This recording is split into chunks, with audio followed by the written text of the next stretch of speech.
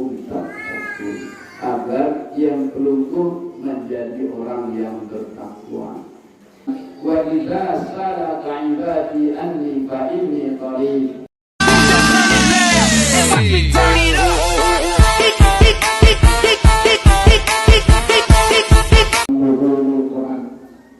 Yang akan disampaikan oleh Ayahanda Al-Mukarram Bapak Guru Haji Muhammad Sultan MP. Kepadanya disilakan.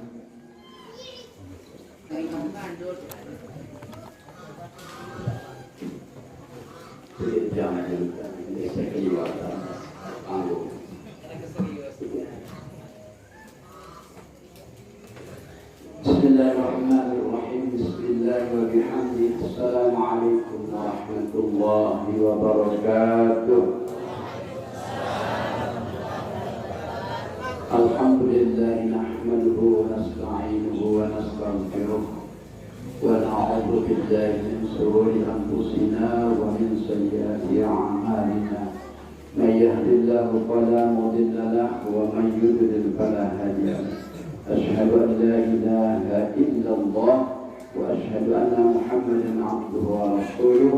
اللهم أصلح أمة محمد صلى الله عليه وسلم وفرج أمة محمد صلى الله عليه وسلم وارحم أمة محمد صلى الله عليه وسلم وانصر واحفظ وأيدنا بطلات في العالمين بحق محمد صلى الله عليه وسلم. Amma ba'du.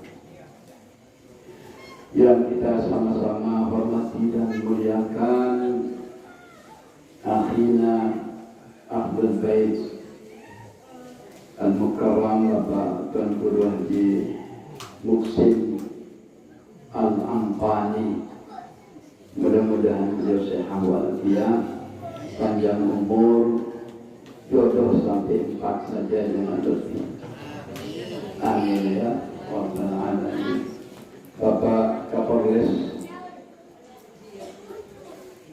atau pejabat yang mewakili bersama jajaran yang ada di bawahnya yang saya hormati, Bapak Babinsa, Bapak Camat, Bapak Kepala Desa, yang saya juga sangat hormati dan banggakan, para tokoh agama, tokoh bangsa mengikuti acara peringatan Nuzulul Quran yang insya Allah mudah-mudahan apa yang kita laksanakan pada malam hari ini kita hajatkan semua dicatat sebagai amal ibadah kita yang terbaik di sisi Allah Subhanahu wa Ta'ala. Amin ya Rabbal alamin. Salawat dan salam yang kita haturkan kehadiran dengan alam Nabi kita Muhammad sallallahu alaihi wasallam. Mudah-mudahan yaumul qiyamah nanti kita semua akan mendapatkan syafaat dari baginda Rasulullah sallallahu alaihi wasallam dan bertepatan dengan malam turunnya Al-Quran Al-Karim. Mudah-mudahan kita juga mendapatkan syafaat dari Al-Quranul Karim. Jamaah rahimakumullah, jelas perintah tentang melaksanakan puasa. Ya ayyuhalladzina amanu kutiba alaikumusiyam kama kutiba alal ladzina min qablikum la'allakum tattaqun. Intinya adalah la'allakum tattaqun, agar yang pelungguh menjadi orang yang bertakwa. Bagaimana menjadi orang bertakwa? Jelas Al-Quran, Sahru Ramadhan alladzi unzila fihi al-Quran hudan linnas. Jadi malam diturunnya bulan, diturunkannya Al-Quran sebagai petunjuk bagi manusia. Petunjuk untuk apa Bapak dan Ibu sekalian rahimakumullah?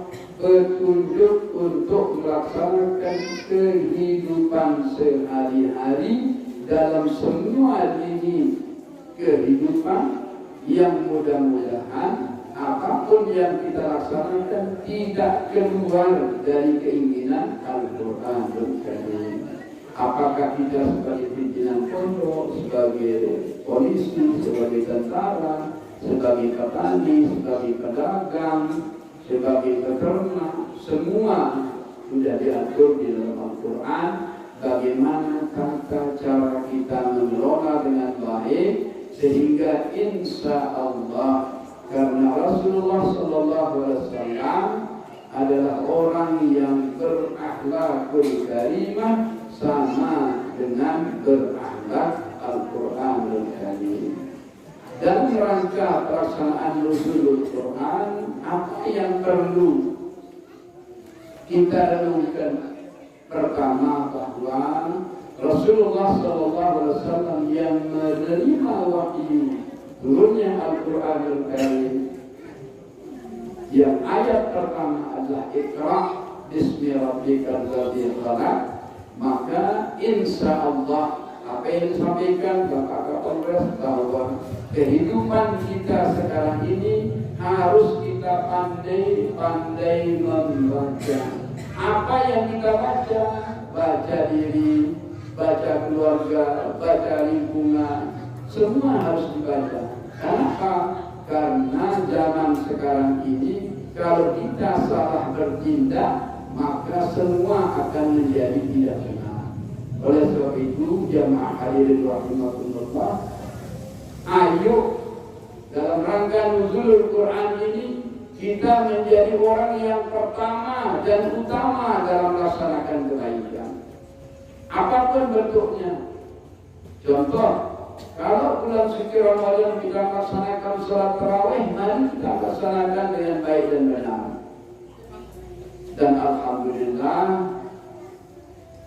sholat tarawih yang kita laksanakan pada bulan Ramadan ini, banyaknya saf itu hanya 10 malam pertama, 10 malam kedua lalu berkurang, 10 malam ketiga. Padahal di situ intinya, maka yang tertinggal adalah orang-orang yang mengerti bahwa hidupnya, matinya diserahkan semua kepada Allah Subhanahu wa Ta'ala. Kalau kita lihat masjid-masjid hari pertama, kedua sampai 10, alhamdulillah. 10 sampai 20 masih bisa bertahan. Tetapi 20 sampai 30, lalu yang tertinggal hanya sisa-sisa yang memang betul-betul ingin melaksanakan sholat tarawih secara baik dan benar. Memang di 10 hari terakhir ini banyak godaan setan. Kalau setan dibelenggu, diikat pada bulan Ramadan, itu setan yang tidak nyata. Tapi setan nyata tentu berada di akhir-akhir bulan Ramadan, 10 hari terakhir itu luar biasa. Kita sholat kita kadang-kadang tidak khusyuk. Kenapa? Karena istri kita sudah meminta kita untuk bertanggung jawab tentang pemberian THR kepada anak-anak dan cucu-cucu kita.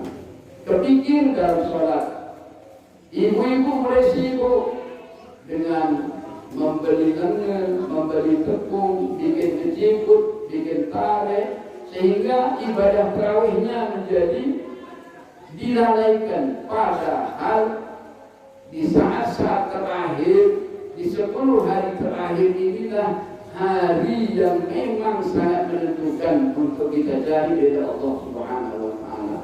Di malam selikur, 3 likur, 25, 27, 29 adalah malam ganjil yang katanya di situ Allah Subhanahu wa Ta'ala menurunkan Lailatul Qadar. Dan insya Allah mudah-mudahan, karena ini malam 23, masih ada kesempatan kita untuk perbaiki bagaimana sikap kita, bagaimana sholat kita, bagaimana tarawih kita, sehingga pada malam-malam terakhir ini mudah-mudahan kita semua mendapatkan bertemu dengan Lailatul Qadarnya Allah Subhanahu wa Ta'ala. Dan kalau kita bertemu dengan Lailatul Qadar, maka doa kita minta di dunia hasanah wa fil akhirati hasanah. Bagaimana kita menjadi orang terdepan di masyarakat? Tentu mari kita belajar. Sayyidina Umar pernah menghadap Rasulullah SAW. Pada saat itu Rasulullah memerintahkan untuk berperang. Sayyidina Umar menghadap Rasulullah, "Ya Rasul, dalam peperangan ini berapa?" Kalau Allah memanggil kita, tentu kita tidak akan selesaikan Ramadan sampai 30. Tapi kalau Allah masih memberikan umur, insya Allah mari kita terus berdoa dan berdoa. Mudah-mudahan Ramadan tahun ini jadi Ramadan yang terbaik untuk kita, dan kita akan bertemu dengan Ramadan yang akan datang. Dalam surat yang termaktub tadi, Syahrul Ramadan tadi, ada ayat di situ lanjutannya yang mengatakan, "Wa idza salaka ibadi anni fa inni qarib ujibu da'watad da'i dza'an falyastajibu li wal yu'minu bi la'allahum yarshudun." Di sambungan daripada ayat Al-Quran tentang Ramadan itu, maka kata ayat tadi, "Hai Muhammad, kalau ada umatku bertanya tentang aku, maka jawab aku adalah berkat." Ini Allah yang mengatakan.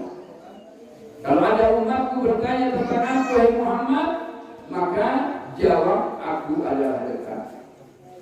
Dan suruhlah mereka berdoa kepadaku, pasti akan kukabulkan. Dan suruh dia mengerjakan perintahku, insya Allah dia akan mendapatkan diri menjadi orang-orang yang berada dalam kebenaran. Jadi semua dalam Al-Quran tertuang bagaimana kita hidup di dunia untuk mencapai dan mendapatkan ridha Allah di akhirat nanti. Tidak ada orang masuk surga karena amalnya, tapi insya Allah kita semua yang ada sekarang ini berdoa kepada Allah supaya kita masuk surga dengan ridha Allah Subhanahu wa ta'ala. Subhanallah, tadi sudah sampaikan Bapak Kapolres bahwa perlu adanya keamanan dan ketertiban. Kalau sudah aman, sudah tertib Bapak Kapolres, tentu kita beribadah juga akan menjadi lebih baik. Kemudian pengajian-pengajian kita yang ada setiap Jumat, sila ikuti dengan baik. Mudah-mudahan pahala-pahala itu akan mengalir, tetapi memang yang namanya bersedekah di bulan Ramadan, di samping Ramadan ini disebut syahrul ibadah, juga disebut syahrul sedekah. Makin berseiring bersedekah kita. Ndek nak berasa doang Guru Muksin ingin mengajak kita bersedekah. Ndek tertenak namun kurang-kurang kebelik pahala. Bahkan besok insya Allah anak-anak kita, orang-orang tua kita yang sering tadarusan membaca Al-Quran, membaca maupun mendengarkan, sama pahalanya. Dan yang namanya Al-Quran itu akan mendampingi kita sampai di akhirat kelak. Bagaimana dalam pahala-pahala kita nanti di akhirat kita bisa bertemu dan bisa mendapatkannya, tergantung keikhlasan kita di atas dunia. Besok waktu kita sangat membutuhkan pahala-pahala itu, maka pahala-pahala itu datang bersamaan dengan bagaimana kita melakukannya di dunia. Contoh, misal sembahyang. Pahala sembahyang, panas lalu ya Allah. Pahala sembahyang, pahala sedekah, pahala zakat, pahala haji. Kita minta terus supaya mereka datang cepat membantu kita. Tapi apa yang terjadi? Setelah lama kita terus meminta, tidak kunjung datang, maka pada akhirnya dia datang juga. Kita bilang sama mereka, siapa engkau? Datang orang berpakaian putih, saya kamu. Oh, aku pahala sholatmu dulu. Kenapa kamu datang terlambat?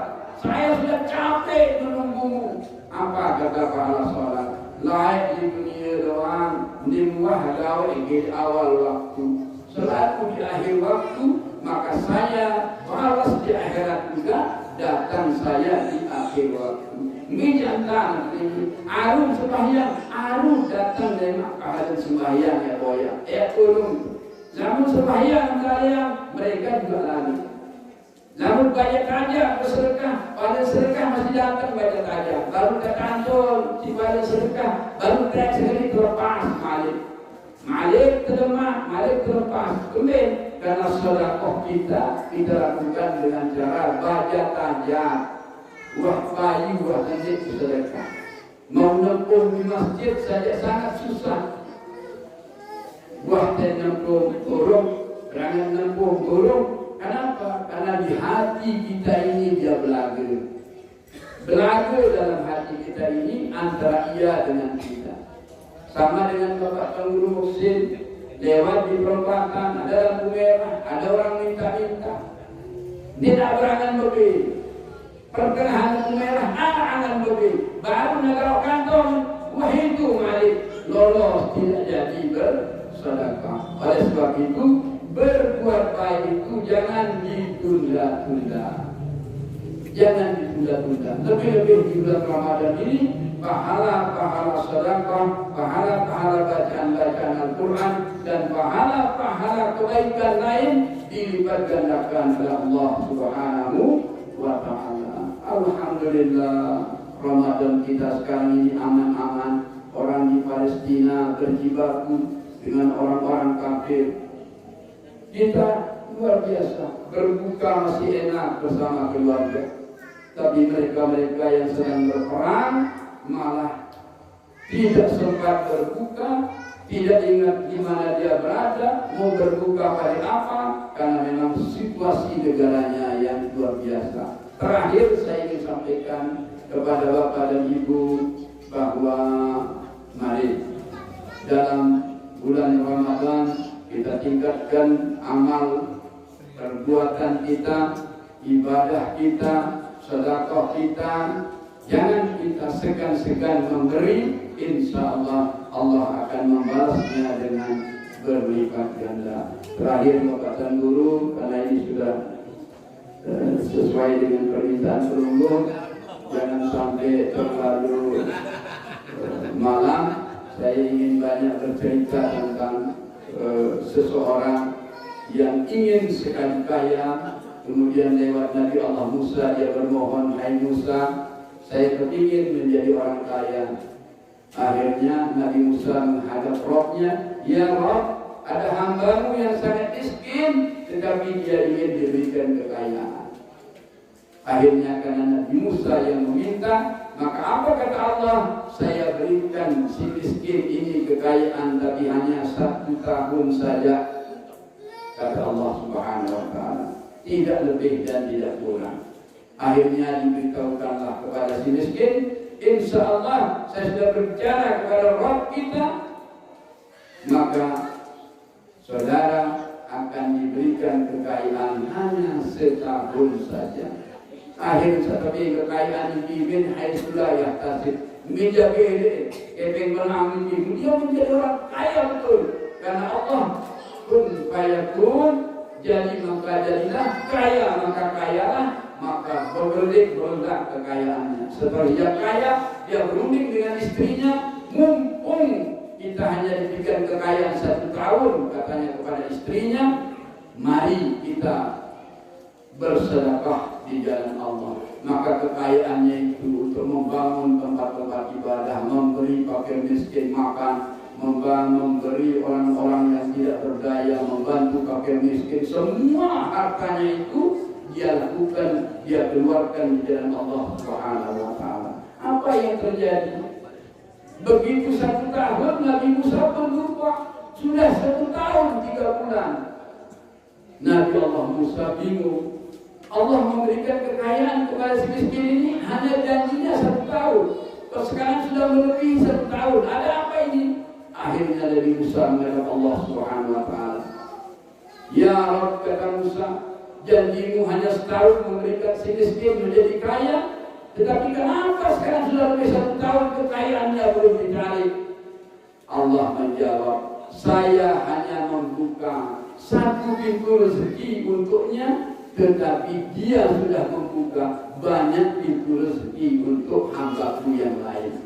Oleh sebab itu, biarkan harta itu terus mengalir padanya, karena dia bisa membawa rezeki itu untuk kepentingan manusia lainnya. Mari kita jadikan diri kita khairun nas anfa'uhum linnas, manusia yang baik adalah manusia yang berbuat baik kepada sesama, dan mudah-mudahan melalui nuzul kali ini kita menjadi hamba-hamba Allah yang baik, hamba-hamba Allah yang muttaqin, hamba-hamba Allah yang melaksanakan tugas-tugasnya dan menjauhi segala larangan Allah Subhanahu wa ta'ala. Soal rezeki, ibu bapak jangan khawatir. Ada 8 pintu rezeki yang disiapkan Allah Subhanahu wa ta'ala. Yang pertama adalah rezeki yang memang rezeki. Tidak terbentuk. Tidak film kembali masih. Dengan program apa masih ada rezekinya. Rezeki itu ya maka rezeki yang sudah memang ditentukan dari Allah Subhanahu wa ta'ala. Kemudian kita berusaha, kemudian rezeki yang tidak disangka-sangka, kemudian kita kawin, ada rezeki istri kita punya anak, istri anak kita juga ada, kemudian kita berzikir kepada Allah juga termasuk rezeki. Oleh sebab itu dari 8 pintu rezeki itu harus kita kejar. Bagaimana caranya? Pintu-pintu rezeki itu kita terus perjuangkan di atas dunia, seolah-olah kita akan hidup selama-lamanya, tetapi jangan lupa bahwa berjuang juga untuk kepentingan akhirat, seolah-olah kita akan mati besok pagi. Soal rezeki ini yang terakhir, Bapak Ibu sekalian, dulu ada orang yang sangat miskin. Ini Bapak Tunggu Musim sudah mulai ini. Ya, sedikit. Assalamualaikum warahmatullahi wabarakatuh.